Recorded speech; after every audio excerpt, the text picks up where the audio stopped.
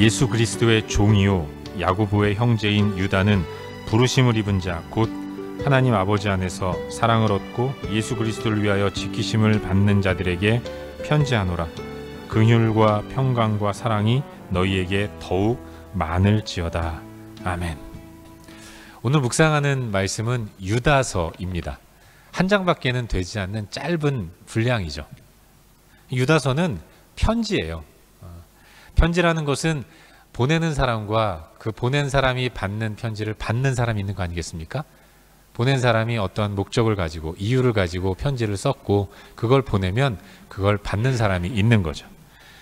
편지를 받는 사람을 수신자라고 하면 보내는 사람을 발신자라고 합니다. 유다서도 편지이기 때문에 발신자가 있고 수신자가 있는 거예요. 여러분, 이 편지는 누가 썼습니까? 제목에서도 알 수 있듯이 유다가 쓴 편지입니다. 유다는 누구인가? 유다는 사실은 유다라는 이름을 우리 한국 교인들은 이름을 별로 좋아하지 않습니다. 유다 하면 누가 제일 먼저 떠오릅니까? 가룟 유다. 이래서 이름을 별로 좋아하지 않는 그런 느낌이 있는데, 사실은 이 유다라는 이름은 유대인들에게는 아주 흔한 그런 이름입니다. 그냥 우리나라 이름으로 흔히 말하는 뭐 영수, 철수 이런 이름과 같은 아주 보편적인 이름이 유다라는 이름인 거죠. 그래서 유다라고만 하면 그 유다가 어떤 유다인지를 잘 모르는 거죠. 근데 앞부분 1절 앞부분을 보시면 야고보의 형제 유다다라고 얘기를 하고 있어요. 야고보의 형제. 유다가 자기를 소개할 때 나는 야고보의 형제다라고 얘기하는 것 아니겠습니까? 여러분, 편지를 받는 사람들이 그리스도인들이고 그런 그리스도인들에게 자기를 소개할 때 나는 야고보의 형제다라고 얘기한다면 이 야고보는 편지를 받는 그리스도인들이 누구나 다 알고 있는 유명한 사람이라고 말할 수 있습니다. 이 야고보가 누구인가? 바로 예수님의 동생 야고보를 얘기하는 거예요. 초대교회에 기둥같이 쓰임받았던 아주 훌륭한 장로님, 야고보 장로였고 야고보의 형제라고 자기 자신을 소개하고 있는 겁니다. 여러분, 야고보가 예수님의 동생이라면 그 야고보의 형제인 유다는 당연히 예수님의 동생 아니겠습니까? 예수님께는 여러 동생이 있었는데 그 중에 하나가 유다였다는 거예요. 유다서는 예수님의 형제인 유다가 쓴 편지인 것이죠. 그런데 한 가지 여기서 참 의미심장한 것이 있는데, 여러분, 유다는 예수님의 형제였습니다. 예수님과 어린 시절을 함께 보냈던 사람이죠. 예수님과 뒹굴면서 뭐 술래잡기, 고무줄놀이, 망까기 이런 재밌는 놀이들을 많이 하면서 어린 시절을 보냈을 것 같아요. 그런데 그런 자신을 예수님의 동생이라고 부르지 않고 그분의 종이라고 표현하고 있다는 것이죠. 예수 그리스도의 종이요 야고보의 형제인 유다는 자신을 가리켜서 예수님의 종이라고 표현하고 있다는 것입니다. 예수께서 부활하시고 승천하신 이후에 성령 강림으로 이 땅에 교회가 세워졌고, 그래서 교회가 세워짐으로 인해서 많은 사람들이 주 앞으로 돌아오는 역사가 일어났습니다. 바로 그때 예수님의 가족들 또한 예수님을 하나님으로 인정하는 가운데 교회가 된 거예요. 그동안은 예수님이 이 땅에 계실 때에는 그 예수님의 어머니인 마리아 정도만 예수님이 메시아라는 사실을 인식했지, 예수님의 형제들은 예수님을 좀 부끄러워했습니다.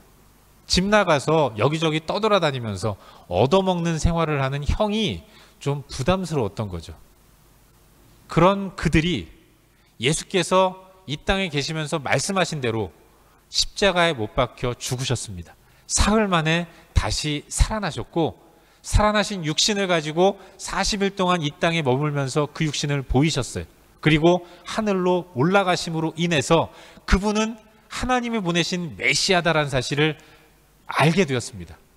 많은 사람들이 예수가 메시아라는 사실을 알게 되는 가운데 주 앞으로 돌아왔고, 돌아온 많은 사람들 가운데 하나가 예수님의 형제인 야고보였고 유다였던 거예요.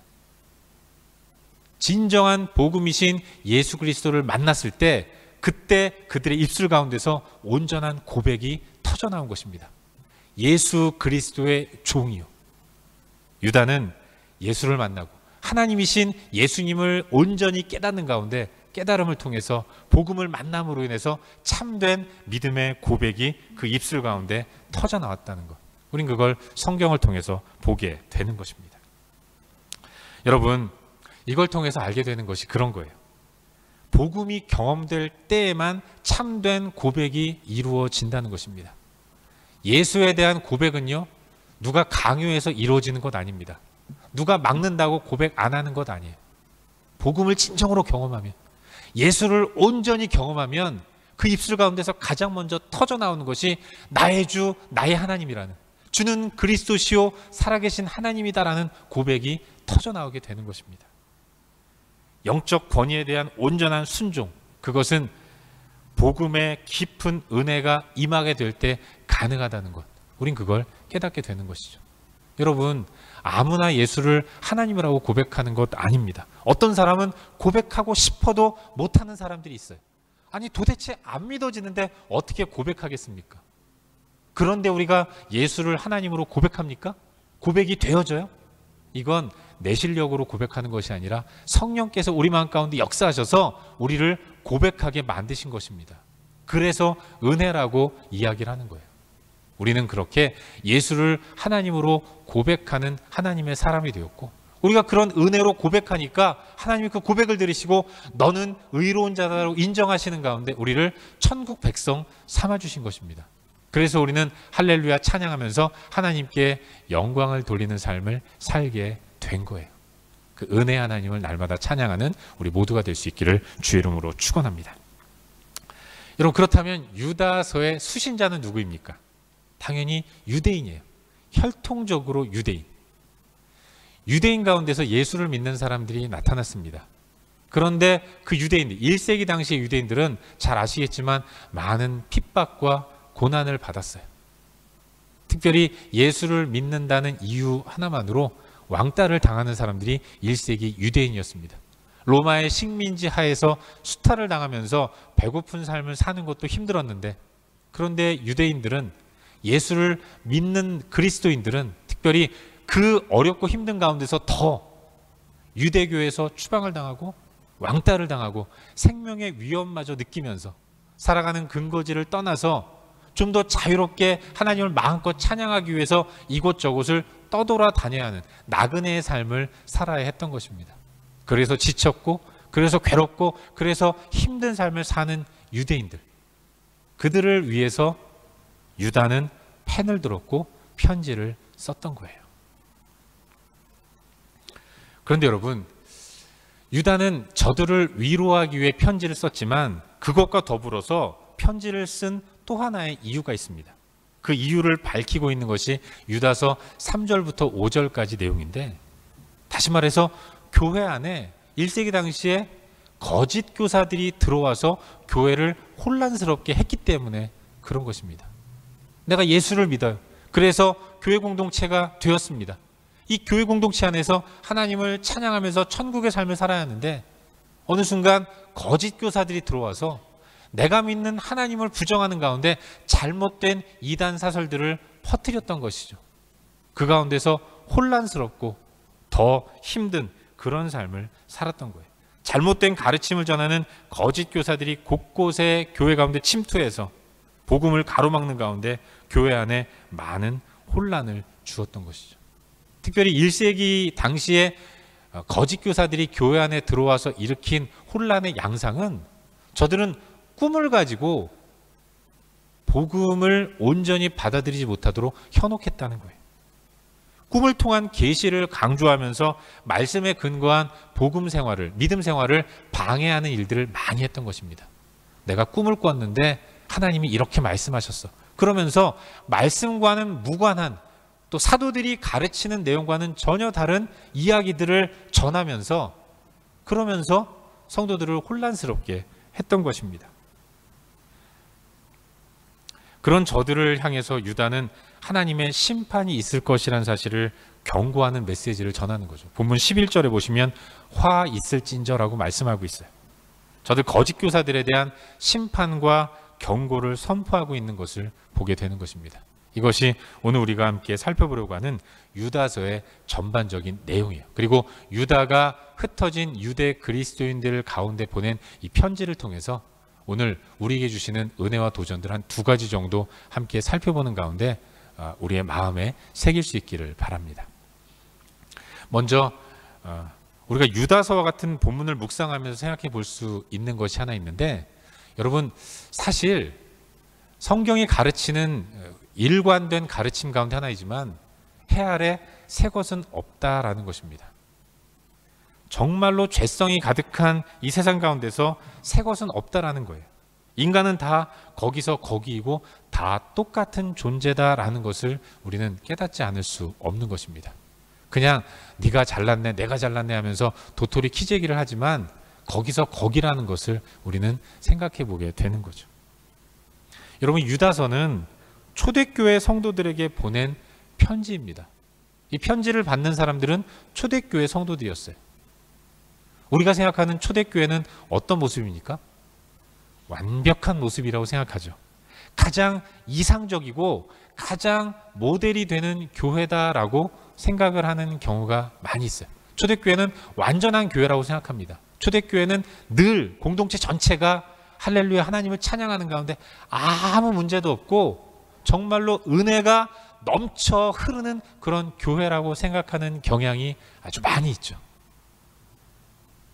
그런데 여러분, 사실은 초대교회 가운데도 여러 가지 문제들이 있었다는 것을 우리는 성경을 통해서 종종 발견하게 됩니다.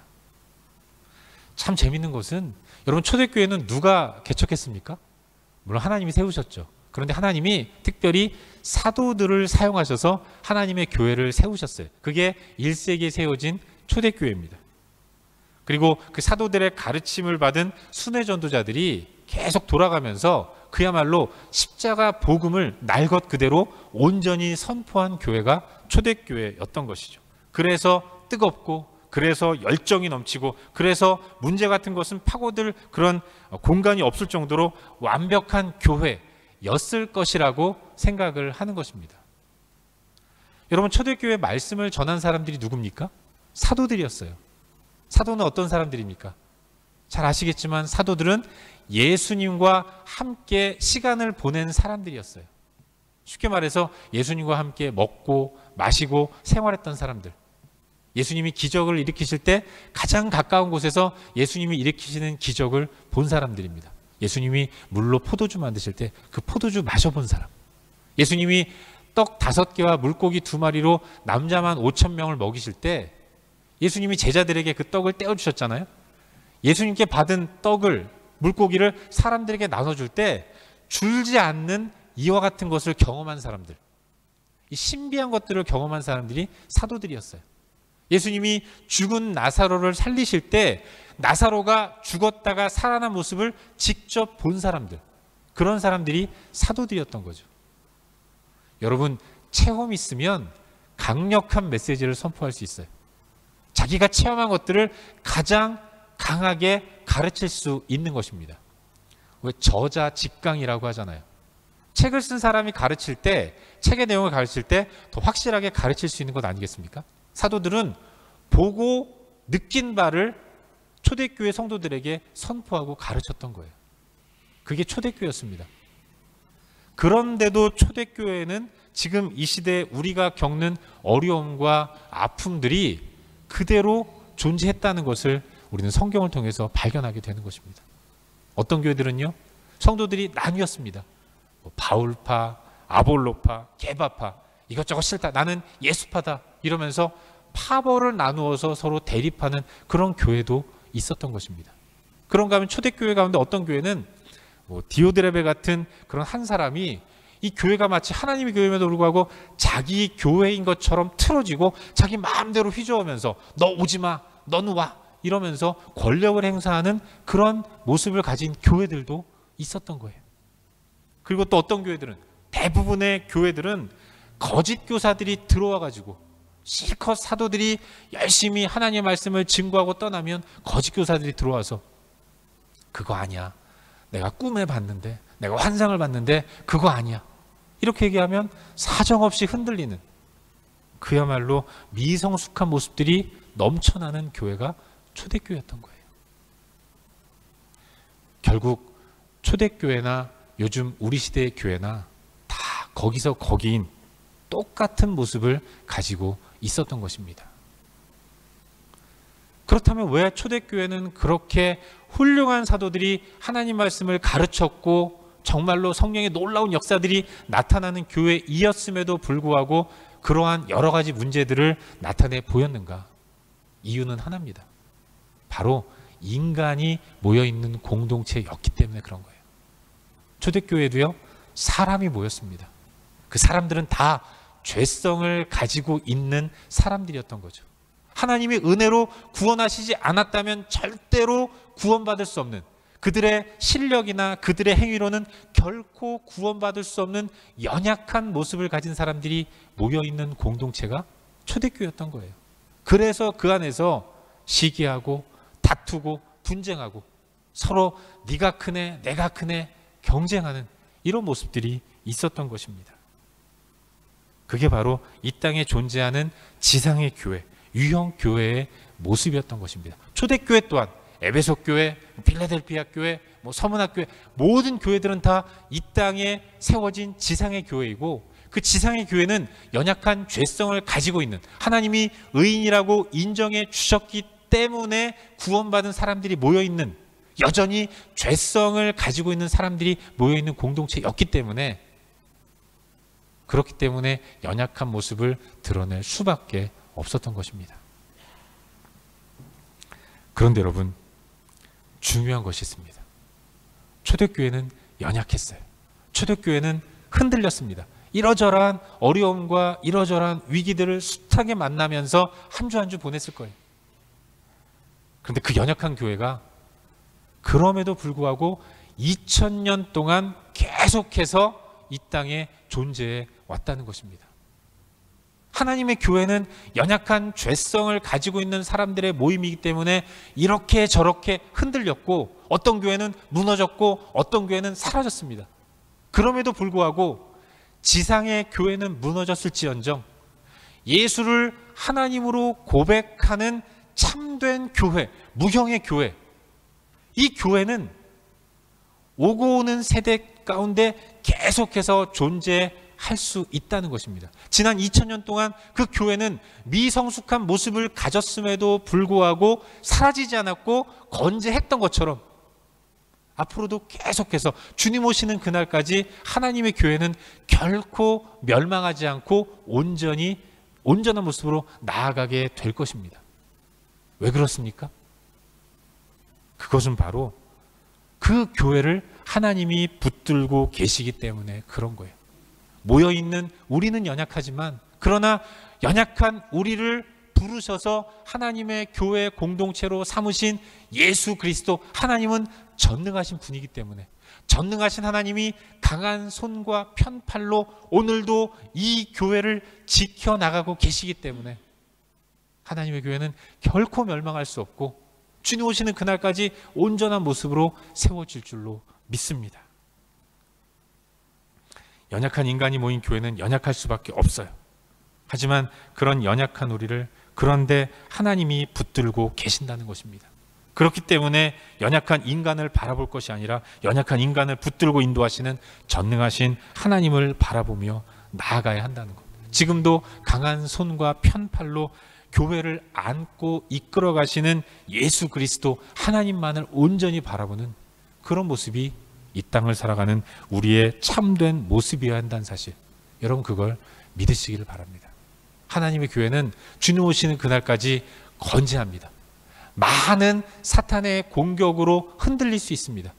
교회된 우리의 연약함 때문에 정말로 바닥을 칠 만큼 침체될 때도 있을 거예요. 그러나 결코 멸망하지 않는 것은, 이 교회는 하나님께서 당신의 아들을 죽이시기까지 사랑하심으로 세우신 교회이기 때문에 그런 것입니다. 이 교회의 위대함을 우리는 날마다 믿음으로 고백하면서 이 하나님의 교회를 위해서 우리는 더욱더 섬기고 기도하면서 또 교회된 나의 이 땅의 삶을 온전히 살아가는 모습을 가지고 나아갈 줄로 믿습니다. 여러분, 우리는 절대로 사람을 바라보면 안 됩니다. 하나님만 바라보며 믿음의 삶을 살아가야 돼요. 사람 바라보면 필연적으로 실망할 수밖에 없습니다. 존경하는 누구? 그 사람도 언젠가는 나를 실망시키는 거예요. 그래서 우리는 사람을 바라보는 것이 아니라 하나님만 바라보며 나아가야 하는 것입니다. 우리가 바라보아야 할 분, 그분은 바로 예수 그리스도이고 우리는 예수 그리스도만을 바라보는 삶을 살아야 하는 것입니다. 눈을 들어 하나님을 바라보시고 그 하나님께 수시로 기도하는 가운데 주님, 주님만 바라봅니다. 주님만 바라보게 하여 주시옵소서. 주님, 나를 불쌍히 여겨 주시옵소서. 나를 굳게 붙드시는 하나님을 의지하되 하나님만을 온전히 의지함으로 말미암아서 우리가 참된 교회로서 온전한 삶을 살아갈 수 있기를 주의 이름으로 축원합니다. 한 가지만 더 묵상하기를 바라는데요. 오늘 유다서 1절에는 이렇게 말씀하고 있습니다. 제가 읽어드리겠습니다. 예수 그리스도의 종이요 야고보의 형제인 유다는 부르심을 받은 자, 곧 하나님 아버지 안에서 사랑을 얻고 예수 그리스도를 위하여 지키심을 받은 자들에게 편지하노라. 아멘. 여기 부르심을 받은 자라는 표현이 나오죠. 부르심을 받은 자. 누가 부르심을 받은 사람입니까? 부름받은 사람을 가리켜서 성도라고 이야기를 해요. 하나님의 주권적인 택하심으로 인해서 하나님께 부름받아 나온 사람들, 그걸 성도라고 얘기하죠. 여러분, 우리가 주 앞으로 나왔는데 우리는 우리의 의지와 뜻과 또 내 생각을 가지고 하나님 앞에 나온 것이 아닙니다. 하나님이 불러주셨기 때문에 나온 거예요.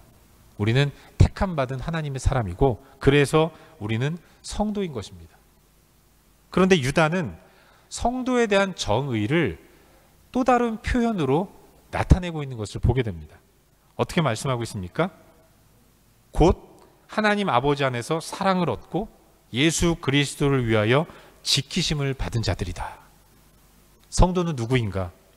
성도는 하나님의 사랑을 얻고 하나님에 의해서 지키심을 받는 자들이다 라고 유다는 이야기하고 있는 거예요. 성도는 누구인가? 부름받은 자들입니다. 성도는 누구입니까? 하나님께 사랑을 얻은 자들이고 성도는 하나님에 의해서 보호를 받고 지키심을 받는 자들이다라고 유다는 선포하고 있는 거예요. 사랑하는 여러분, 예수를 믿으십니까? 여러분 안에 예수가 계시기 때문에 여러분은 성도입니다. 내가 예수를 믿기 때문에 저는 성도예요. 여러분 또한 예수가 그 마음 가운데 계시기 때문에 여러분은 성도인 거예요. 성도인 여러분을 하나님은 사랑하십니다. 그리고 사랑하신 하나님은 사랑을 굳이 나타내시고 표현하세요. 하나님의 사랑이 어떻게 나타나고 어떻게 표현되는가? 지키시는 것으로, 보호하시는 것으로 나타난다고 유다는 선포하고 있는 거예요. 하나님은 성도인 우리를 사랑하십니다. 성도인 우리를 지키시는 분이에요. 우리는 이 땅 가운데서 때로는 힘들고 때로는 어렵고 때로는 괴로운 삶을 살아가지만 그럼에도 불구하고 우리가 다시 일어날 수 있는 이유는 온 땅과 만물을 창조하신 전능하신 하나님이 우리를 사랑하신다는 것을 믿기 때문이고, 사랑하신 하나님이 친히 일마다 때마다 하나님의 때에 하나님의 방법으로 우리를 보호하시기 때문에 그런 거예요. 하나님 우리를 끝까지 보호하시고 지키시는 분이라는 것. 그래서 우리는 안전할 수 있고 우리가 실망하지 않을 수 있는 이유는, 절망하거나 좌절하지 않을 수 있는 이유는 하나님이 신실하게 우리를 지키시고 보호하시기 때문에 그런 것입니다. 우리가 사는 세상 어렵습니다. 만만치 않아요. 녹록치 않습니다. 걱정과 두려움으로 가득한 세상이 우리가 사는 이 땅인 것이죠. 어느 순간 밥도 못 먹겠고 잠도 못 잘 만큼 걱정되는 일들이 많이 있어요. 사람이요, 밥상 앞에서 걱정하고요, 자기 전에 계획을 세웁니다. 그래서 우리는 밥도 못 먹고 잠도 못 자는 거예요. 이 모든 것들은 다 걱정과 근심이 너무 많기 때문에 그런 거죠. 근데 한순간 왜 걱정하고 왜 근심합니까? 하나님을 온전히 신뢰하지 못하기 때문에 그런 거예요. 어제 걱정하면서 밥을 먹었던 것처럼 오늘 걱정하면서도 밥을 먹게 해주시는 분이 하나님이세요. 어제 밤잠을 설쳐가면서 전전반측했는데 오늘 또한 그렇게 밤잠을 설치면서 전전긍긍하는 이런 삶을 살아가는 이유는 하나님이 우리를 끊임없이 지켜주셨기 때문에 그런 것입니다. 그럼에도 불구하고 밥을 제대로 못 먹는 이유는, 잠을 제대로 못 자는 이유는 하나님의 보호와 인도를 온전히 신뢰하지 못하는 내 책임인 것입니다. 하나님이 안 지켜주셔서 힘든 것이 아니라 지키시는 하나님을 믿지 못하기 때문이고 신뢰하지 못하기 때문이고, 또 하나님의 보호와 지키심의 그 표현을 내가 마음에 들어 하지 않기 때문에, 하나님께 감사하지 못하기 때문에 나는 여전히 힘들고 괴로운 삶을 사는 것은 아닌가. 우리 자신을 돌아볼 수 있기를 바라요. 사랑하는 여러분, 우리는 하나님 안에서 사랑받는 자녀입니다. 하나님의 택하심에는 후회하심이 없어요. 나를 택하셨다면, 나를 자녀로 부르셨다면 하나님은 매 순간 나를 인도하시고 나를 이끌어 주실 것입니다. 우리는 그 하나님을 신뢰하며 나아가야 돼요. 친히 지켜주시는 하나님을 신뢰하며 나아가는 것, 그것만이 우리가 참된 풍성함을 누리는 유일한 길이고, 그것마저도 우리의 힘과 능력으로는 할 수 없기 때문에, 아니 솔직히 걱정되는 건 어떡합니까? 내 마음 내가 어떻게 못하잖아요. 그래서 우리는 하나님께 엎드려 기도하는 것입니다. 기도함으로 모든 것들을 내려놓을 때 하나님이 또 내 마음을 추스러 주셔서 또 하루를 살아가게 하시는 것 아니겠습니까? 우리의 기도가 하나님을 신뢰하기를 원합니다라는 기도가 될 수 있길 바라고, 하나님 은혜로 주님을 신뢰함으로 인해서 하나님의 사랑을 굳게 붙들고 허락하시는 은혜와 풍성함을 이번 한 주간도 주님으로 인해서 누리며 살아가는 복된 삶이 될 수 있기를 주의 이름으로 축원합니다.